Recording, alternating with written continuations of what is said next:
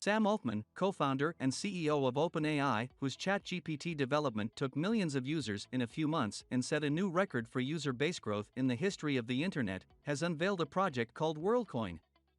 The main goal of the project is to differentiate between humans and artificial intelligence by creating a database of biometric information through iris scans. According to Sam Altman's statement, the Worldcoin project aims to create a new identity and financial network, and its digital identifier, World ID, will allow owners to confirm their online identity and differentiate themselves among bots. Sam Altman made a significant discovery by showing that texts that can be understood can be generated not only by humans, but also by a computer algorithm using deep learning. Since the release of GPT 3.5, the ChatGPT language model was already prone to inaccurate answers, but with the release of version 4.0, its accuracy has deteriorated even further.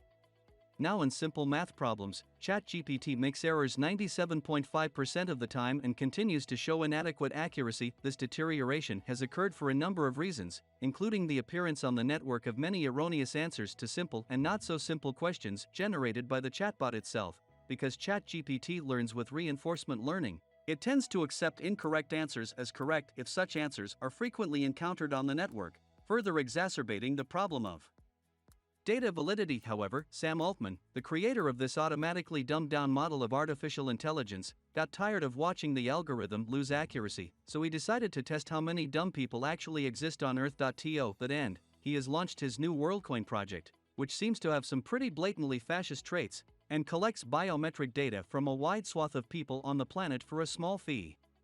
The project was launched on Monday, and scans through the Orb device are already taking place in several countries such as the UK, India, and Japan. What's surprising is that in these countries, even fairly decently dressed people, seemingly unlike people of low intelligence, are eager to undergo the scanning procedure. Bloomberg journalists interviewed several people, and most of them decided to undergo this dubious procedure for a reward of 25 WLD tokens, which at the current exchange rate is about $60. In other countries where standard rewards for providing their biometric information to US intelligence agencies are only 2 tokens.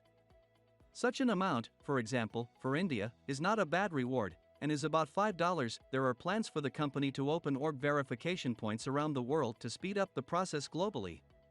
However, people may not fully understand what they are doing because the official website of the Worldcoin project states in the terms of the privacy policy that biometric data can be shared with subcontractors and become available to government agencies. Given the substantial cost to the project of rewarding those who agree to provide their data, and a number of other circumstances that will be explained in an upcoming video, US intelligence agencies are likely behind the project, similar to other projects founded by PayPal people. The video, which Sam Altman shot in person, shows a group of people in Japan willing to sell their biometrics for $60.